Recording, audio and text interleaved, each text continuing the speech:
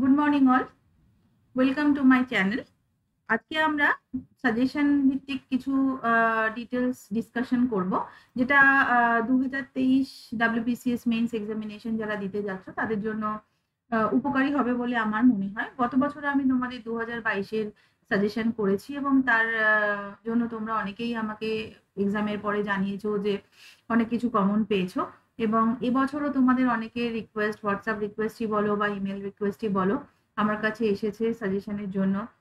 তোমাদের মধ্যে অনেকেই জানো, আবার অনেকে হয়তো জানো না যে বিগত বেশ কয়েক মাস আমি একটা কঠিন সময়ের মধ্যে দিয়ে যাচ্ছি, কিন্তু থ্রু আউট দিস টাইম তোমাদের কিন্তু প্রচুর হোয়াটসঅ্যাপ মেসেজ এবং ইমেল আমার কাছে আসে যে আমার শরীর কেমন আছে। অবশ্যই এখন আমি আগের থেকে অনেক অনেক ভালো। যারা আমার কাছে পড়ছো তারাও আমার সাথে প্রচুর কোঅপারেশন করেছো এই সময়, এই যে এতদিন আমি অসুস্থ তার মধ্যে যেভাবে আমি পড়াচ্ছি তোমরাও তার সাথে প্রচুর কোঅপারেশন করেছো। তোমাদের সবাইকেও খুবই এর জন্য আমি ধন্যবাদ জানাচ্ছি। তো আজকে আমরা যেটা করব সেটা হচ্ছে ডাব্লিউবিসিএস এক্সামিনেশন 2023, যেটা কামিং হতে চলেছে অনেকদিন পরে, যদিও আমাদের একটা এক্সপেক্টেড টাইম দিয়ে দিয়েছে। তো এই সিরিজটা শুরু হবে আজ থেকে। আজকে হলো প্রথম সিরিজ। আজকে যেটা বেসিক্যালি আমরা ডিসকাস করব, কি কির উপর ডিসকাস করব বলে দিই। প্রথমেই করব বেসিক অ্যানথ্রোপোলজি।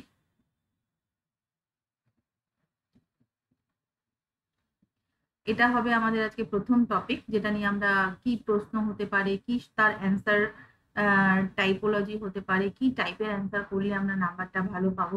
তো যারা আমার কাছে ক্লাস করো বা যারা রেগুলার আমার ভিডিও দেখো তারা তো ক্লাসেই এগুলো জেনে গেছো অলরেডি। তো যারা করো না বা যারা হয়তো রেগুলার ভিডিওস গুলো দেখো না, আজকে আরেকবার আমি রিপিট করব। নাম্বার 2 টপিক হবে হচ্ছে প্রি হিস্ট্রি। প্রি হিস্ট্রি মানে প্রি হিস্ট্রি রিলেটেড সবকটা টপিকই এখানে আমরা ক্লিয়ার করব। 3 নম্বর প্লাইস্টোসিন রিলেটেড টপিকগুলো ক্লিয়ার, যেগুলো হতে পারে বা সম্ভাব্য কোয়েশ্চেন হতে পারে। যদি কনসেপচুয়াল কোয়েশ্চেন হয় তাহলে কোয়েশ্চেনটা কিরকম ধরনের হতে পারে। দেখো, উত্তরটা কিন্তু তোমাদের প্রত্যেকেরই জানাই, মোস্ট অফ কেসেস জানা থাকে, শুধুমাত্র কনসেপ্টের ঠিকঠাক একটা বিল্ড আপ থাকে না বলে তোমরা কিন্তু সেটাকে ঠিকভাবে করে আসতে পারো না এক্সামের খাতাতে।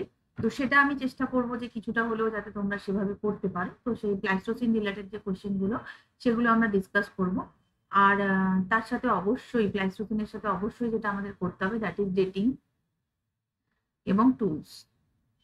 তাহলে এই কটা টপিকের উপরে আজকে কি কি ধরনের প্রশ্ন হতে পারে বলে এক্সপেক্টেড হতে পারে, বা একটু ঘুরিয়ে এলে কিরকম হতে পারে, সেগুলো নিয়ে আমরা ডিসকাস শুরু করব। চলো তাহলে শুরু করি। একদম প্রথমেই যেটা, সেটা হচ্ছে বেসিক অ্যানথ্রোপোলজি। এটা সাজেশন 2023। বেসিক অ্যানথ্রোপোলজিতে দেখো, এটা কিন্তু ভেরি ইম্পর্টেন্ট একটা টপিক। কি পেপার 1 বলো কি পেপার 2 বলো, দুটো ক্ষেত্রেই কিন্তু বেসিক অ্যানথ্রোপোলজি কোয়েশ্চেন মোরলেস আসে প্রতি বছর। ছোট হলেও আসে এবং অনেক সময় কিন্তু 30 মার্কসের বড় কোয়েশ্চেন হিসেবেও আসে। হ্যাঁ, তো গত বছরও 2022-এ এসেছে, যেখানে ডেভেলপমেন্টাল অ্যানথ্রোপোলজির স্কোপ থেকে শুরু করে তার ডিফিনেশন থেকে শুরু করে সবটাই জিজ্ঞেস করেছে।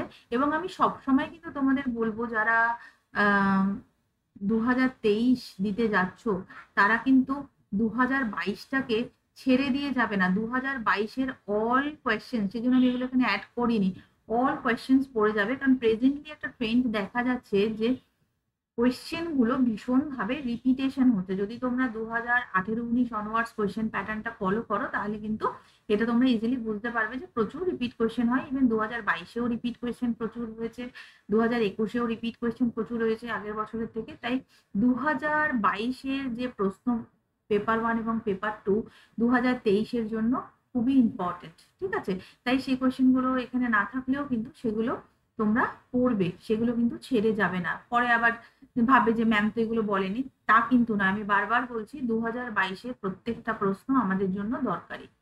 নাও, প্রথম টপিকেই যেটা আমরা বলবো ডেফিনেশন অফ অ্যানথ্রোপোলজি, তার ব্রাঞ্চেস গুলো কি।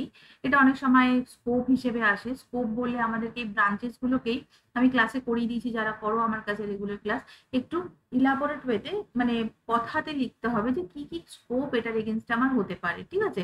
যেমন ধরো বায়োলজিক্যাল অ্যানথ্রোপলজির তো অনেকগুলো ব্রাঞ্চ আছে, তো সেগুলো থাকে একটা স্কোপ, যেমন সেখান থেকে আমরা মেডিকো লিগাল কেসেস গুলো জানতে পারি, ক্রিমিনাল কেসেস গুলো জানতে পারি, ফরেন্সিক ক্ষেত্রে ইউজ করতে পারি, ফসিল ক্রনোলজিতে ইউজ করতে পারি, বিভিন্ন ধরনের বায়োলজিক্যাল যে সমস্ত বায়োকেমিক্যাল মেডিসিনস বা রোগগুলো আছে সেগুলো রিলেটেড করতে পারি। This all are scope of anthropology. মানে আমি একটা ছোট্ট জিনিস বললাম।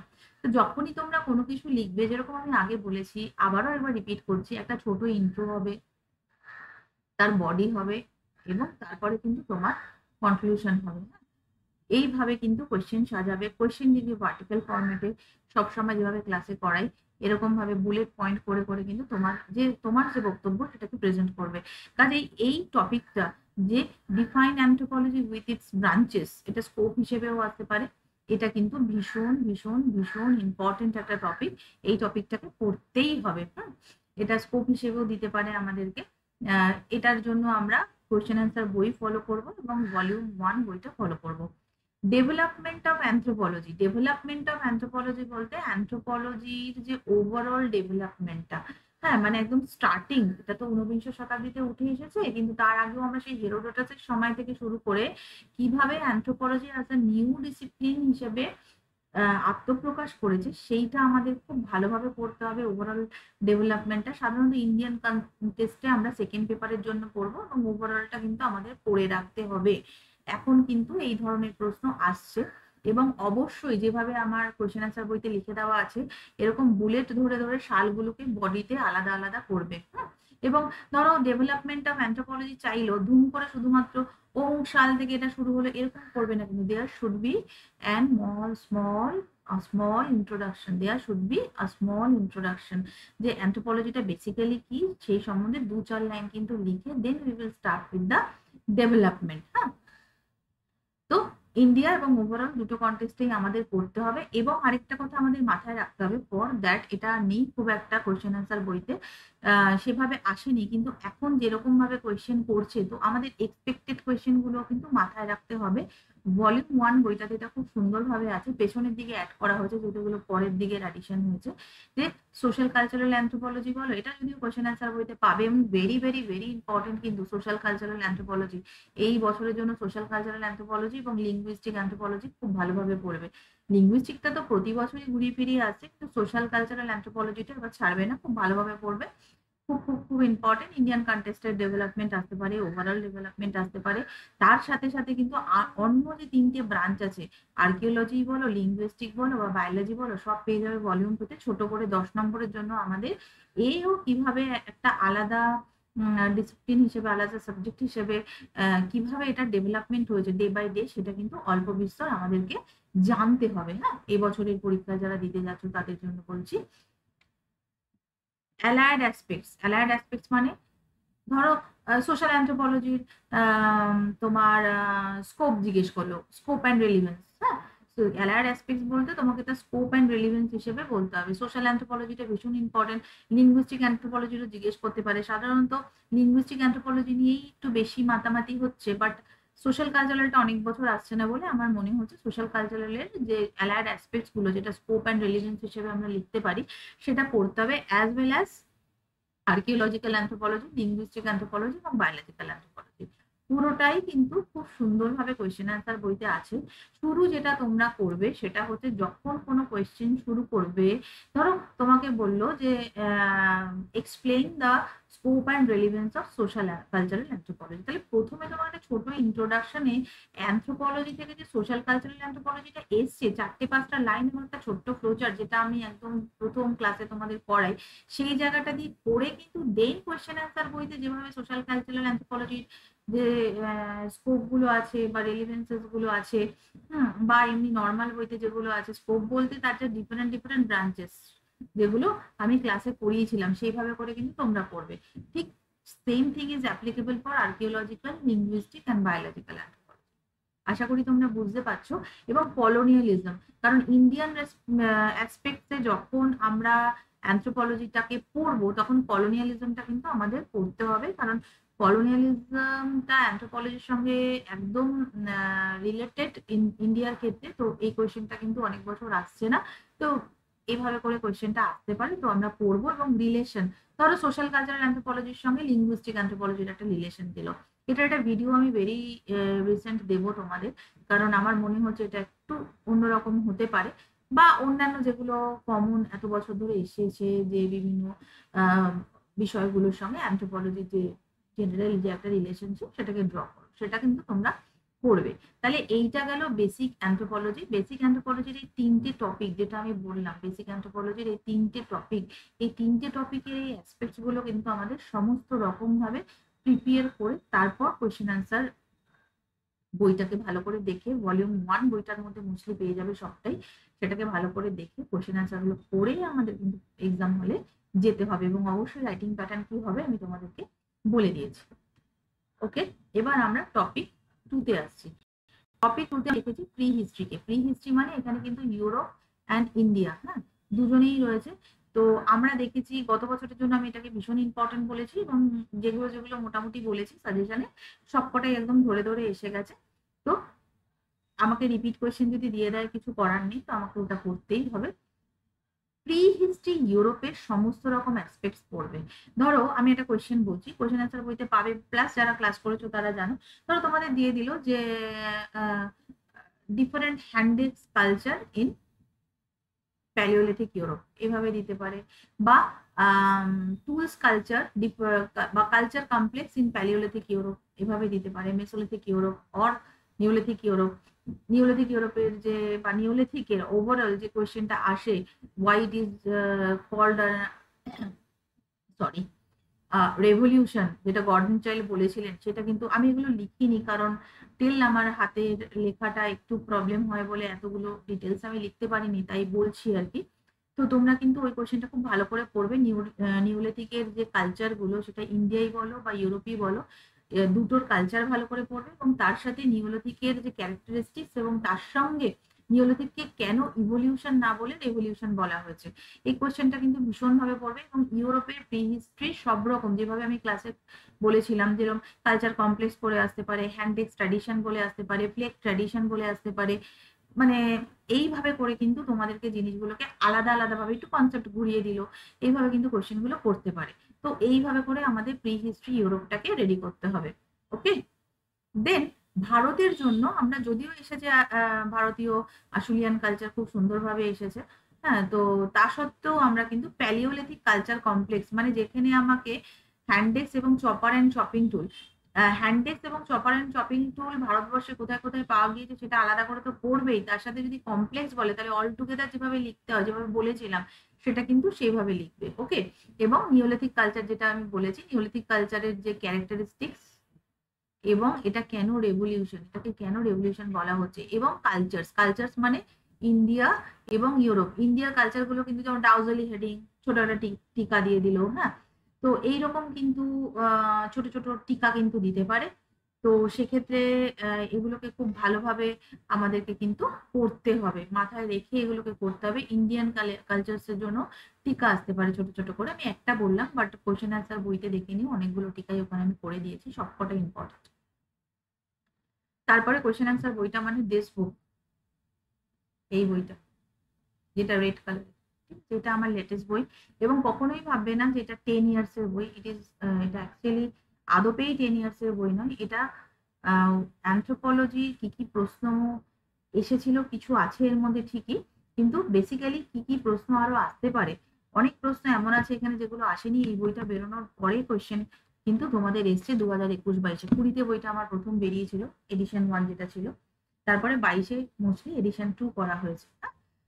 তো এরপরে যেটা আমি বলছি, আয়রন এজ, আয়রন এজের ইম্পর্টেন্স আসতে পারে ইন্ডিয়াতে, হ্যাঁ, এটার জন্য কিন্তু ভলিউম 1 বইটা খুব ভালো করে পড়বে। ইম্পর্টেন্স মানে হচ্ছে আয়রন এজে কি কি হয়েছিল সেইভাবে করে পড়বে, প্রত্যেকটা কালচারে কি কি হয়েছিল, ক্রনোলজি অনুযায়ী কালচার আসতে পারে, সেক্ষেত্রে কিন্তু কোন কালচারটার কি টাইম ফ্রেম ছিল সেটা অনুযায়ী আমাদের ক্রনোলজি করতে হবে।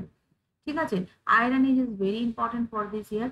Indas valley very very very important, বিশেষ করে ইন্দাস ভ্যালির যে লিপিগুলো, সেটা থেকে কোয়েশ্চেন আসতে পারে যে লিপি দেখে তোমরা কি বুঝছো। এবার লিপি যখন পড়বে তখন কোয়েশ্চেন অ্যান্সার বইতে এটা আছে ইন্দাস ভ্যালি, লিপিটা আলাদা করে নেই। তখন যেরকম যে একটা তোমার ইউনিকর্নের যে লিপিটা প্লাস আদি শিবের লিপিটা, হ্যাঁ, মূর্তি, নারী মূর্তি বা গডেসের যে লিপি, এই প্রত্যেকটা লিপিতে আরো অনেকগুলো লিপির কথা, কুমির সেটা খেয়ে নিচ্ছে সেই যে লিপিটা, হ্যাঁ, এই যে বিভিন্ন ধরনের লিপি কোয়েশ্চেন অ্যান্সার বইতে করে দেওয়া আছে বিভিন্ন টাইপের আর্কিটেকচার বোঝানোর জন্য। তো সেইখানে থেকে কিন্তু তুলে তোমরা লিপিগুলোকে আলাদা করবে এবং তার যে রিলিজিয়াস যে ইন্টারপ্রিটেশন সেটা কিন্তু তোমরা বলবে, ব্যাখ্যাটা করবে।